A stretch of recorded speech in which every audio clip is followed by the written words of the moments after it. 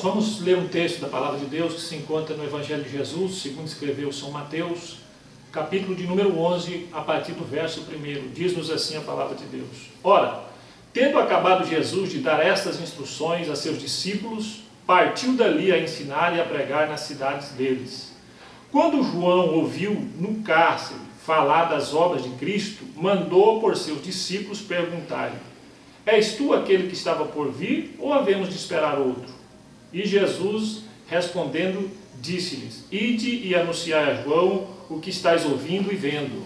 Os cegos veem, os coxos andam, os leprosos são purificados, os surdos ouvem, os mortos são ressuscitados, e aos pobres está sendo pregado o Evangelho.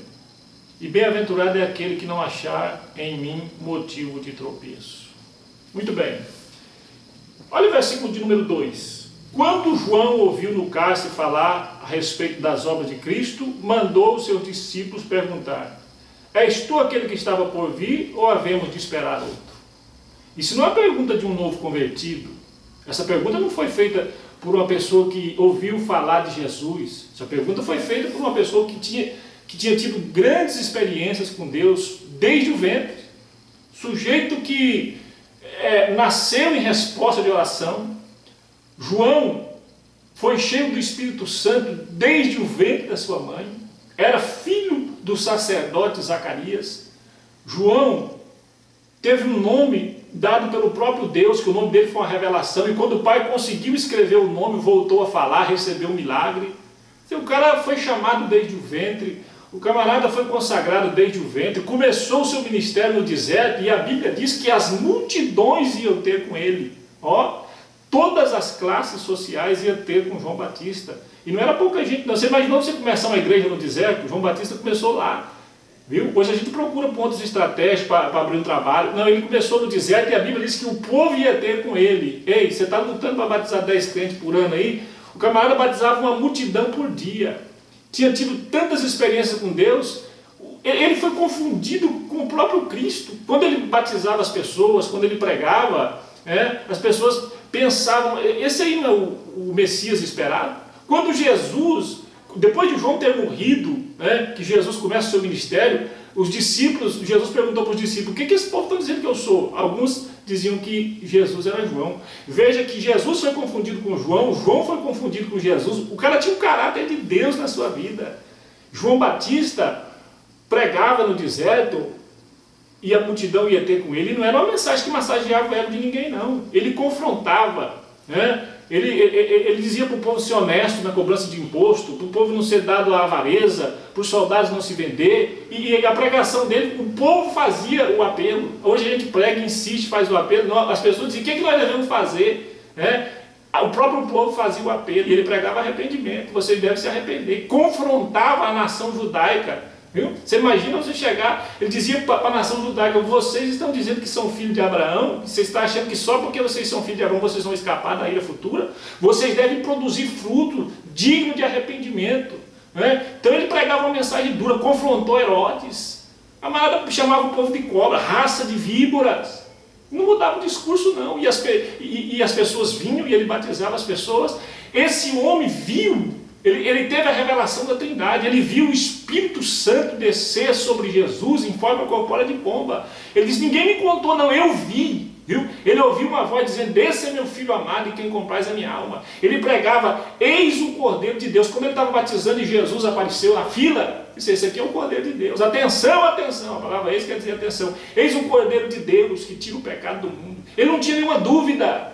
Mas lá na frente, esse homem que Jesus falou que dos nascidos de mulher não teve nenhum maior do que ele. Jesus falou a respeito, muito bem a respeito de João. Ele entrou em crise.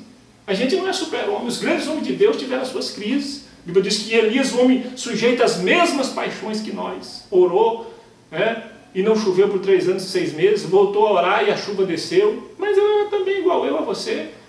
A gente tem um tesouro dentro de um vaso de barro. Nós somos seres humanos, nós somos falhos. João entrou em crise. Olha a ocasião da crise, quando ele estava no cárcere.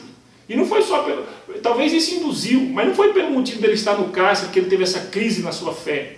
A Bíblia diz que quando ele ouviu falar de Cristo, as pessoas chegavam e diziam: João, esse Jesus que você pregou dizendo que ele traria juízo, e algumas coisas que João falou ainda vai acontecer nos últimos dias, né?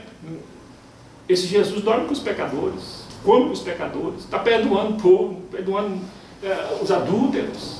Isso trouxe uma crise, uma confusão na mente de João, porque João esperava que Jesus viesse libertar o povo daquela escravidão dos romanos.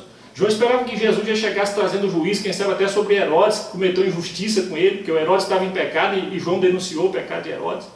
E Jesus chegou agindo diferente. E isso fez com que João entrasse em crise, e o mesmo João que pregou que Jesus era o Filho de Deus, que viu, que teve aquelas experiências fantásticas, viu o Espírito descer sobre ele em forma corpórea de pomba, agora manda 2 dos seus discípulos perguntar para Jesus se Jesus era o Cristo ou se ele esperava outro. Dá para entender um negócio desse? Dá.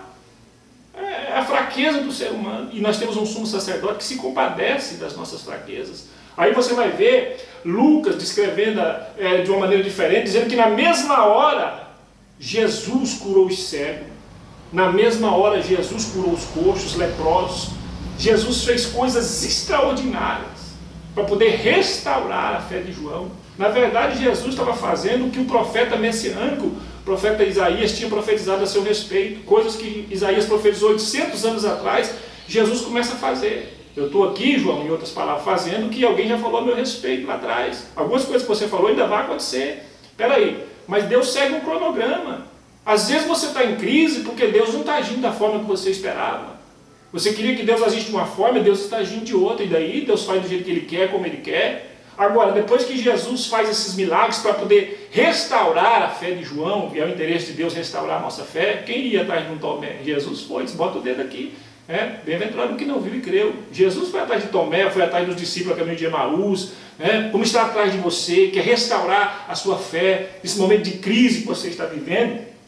Jesus faz os milagres e manda os discípulos de João avisar, falar para João o que estava acontecendo. E depois que os discípulos de João saem, aí você vai ver Jesus exaltar João. Jesus vira para a multidão e Jesus não ridiculariza João. Jesus diz para a multidão assim, olha, que vocês passou a dizer a respeito de João? Que saíste a ver no deserto? Um caniço agitado pelo vento? Ou seja, um homem constante na sua fé?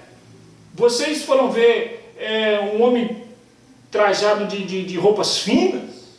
Não, essas pessoas ficam no palácio. Vocês foram ver um profeta? Ele é mais do que um profeta, viu? Esse aí tem história, tinha alguma coisa escrita a respeito dele. Ele é o meu mensageiro. A dos nascidos de mulher não tem nenhum maior do que ele. Jesus exaltou João. No momento de crise de João, Deus vê diferente dos homens. Deus não ama a gente por engano. Deus não escolheu João por engano. Deus sabia que João ia ter essa crise lá na frente no seu ministério. Mesmo assim, ele foi escolhido do ventre. Deus investiu nele. Deus investiu em você. Jesus não amou Pedro enganado. Jesus sabia que Pedro ia negar a ele. Jesus sabia do momento que você ia viver hoje, mas Jesus investiu em você. E se as pessoas estão te ridicularizando por esse momento de crise que você está vivendo, veja que Deus está interessado em restaurar a sua fé e te exaltar. Jesus exaltou João, e eu estou crendo que Deus ainda vai te exaltar. Hoje você está vivendo um momento de crise, talvez porque Deus não está agindo da forma que você esperava, talvez porque os anos estão passando e você não está vendo as coisas se cumprir no seu ministério, mas a promessa de Deus não caduca, A palavra de Deus não tem data de validade. É você que programa as coisas para o seu tempo, e Deus trabalha no tempo dele. O caminho de Deus está acima dos nossos caminhos, os pensamentos de Deus estão acima dos nossos pensamentos. Deus trabalha na sua multiforme graça, não na sua uniforme graça. Então, se levante através dessa palavra, em nome de Jesus. Erga a tua cabeça. Algumas coisas que você cria, que para você era verdade, hoje já está deixando de ser. Por quê?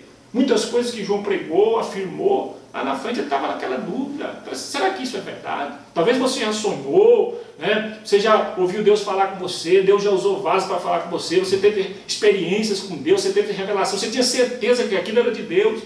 E algumas coisas nos últimos dias vêm trazer confusão na sua mente. Mas essa noite, o Deus, nesse momento, Deus, que é um Deus de paz, que não é um Deus de confusão, Deus que esclarece, o Deus que tira dúvida, está falando ao seu coração, para você continuar acreditando, para você continuar crendo. Ele vai te exaltar, Ele vai te honrar. Seja restaurado pelo poder dessa palavra, em nome de Jesus. É a mensagem do pastor Gregório. Alô, moçada.